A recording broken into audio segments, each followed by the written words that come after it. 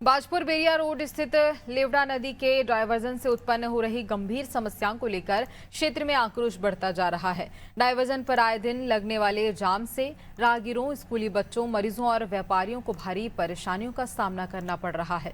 स्थानीय लोगों का कहना है कि रोजाना घंटों जाम लगने से जनजीवन प्रभावित हो रहा है और इस मुद्दे पर भाजपा नेता गौरव शर्मा ने कहा है कि ये समस्या लंबे समय से बनी हुई है और इसे लेकर प्रशासन से कई बार मांग की जा चुकी है। उन्होंने उम्मीद जताई है कि जल्द ही डायवर्जन पर यातायात व्यवस्था सुचारू की जाएगी ताकि लोगों को राहत मिल सके।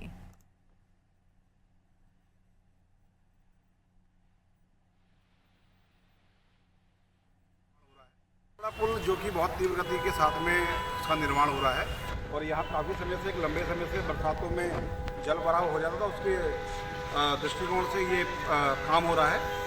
तो अभी देखने को मिला है कि पीडब्ल्यूडी के द्वारा जो एक मार्ग बनाया जाता है, टेम्पररी मार्ग बनाया जाता है, तो उसमें उसका चौड़ीकरण कम होने के कारण, क्योंकि वो व्यवस्था ऐसी है कि एक ही तरफ से बनता है, तो क्योंकि मेन रोड है बेरिया और बेरिया के एक रोड से इतनी बड़ी गाँव को जो जोड़ती है, स्कूलों को जोड़ती है, हॉस्पिटल को जोड़ती है, तो उसमें उस रोड से सवारी आने जाने में कहीं ना कहीं दिक्कत हो रही है। तो एसडीएम साहब से बात हुई, आज एक्शन साहब पीडब्ल्यूडी, उनसे भी भाई साहब से बात हुई। यही साहब मौके पर यहाँ उपस्थित थे। स्थलीय निरीक्षण हम लोगों ने किया है।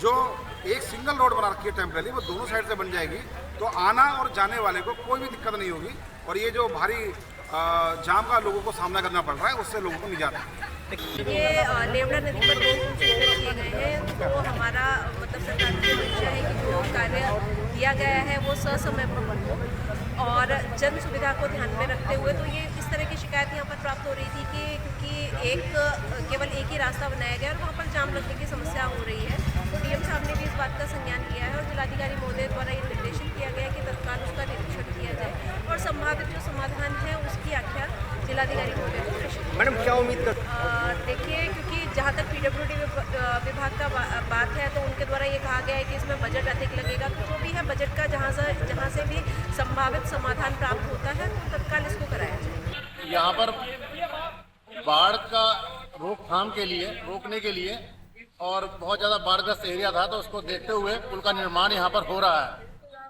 अच्छी बात है, मगर जिस तरह से अधिकारियों के ने अनदेखी के चलते एक छोटा सा एक वैकल्पिक पुल यहाँ पास में बनाया है, वो जो है चिंता का विषय है। उससे आवागमन बिल्कुल ठप हो चुका है और चक्का जाम होता रहता है 24 घंटे, जबकि इस एरिया में स्कूल, कॉलेज और डाकखाना दुनिया भर की चीजें हैं। आज अधिकारी फंड ना होने का रोना रो रहे हैं, जो कि ये भी एक चिंता का विषय है। जहाँ सरकार के एरिया जीरो टॉलरेंस पे दुनिया के काम यहाँ पर हो रहे हैं, पूरा उत्तराखंड में बुल जय जयकार हो रही है। तो मुझे नहीं लगता कोई फंड की इस तरह की कोई कमी आनी चाहिए। अगर प्रशासन बनाता है तो ठीक है, नहीं तो वैकल्पिक पुल हम यहाँ पर बनाने का काम करेंगे और अगर उसके बावजूद भी कुछ नहीं होता है तो हम धरना प्रदर्शन करने को ही बाध्य होंगे, मगर हमें एक पुल यहाँ पर चाहिए।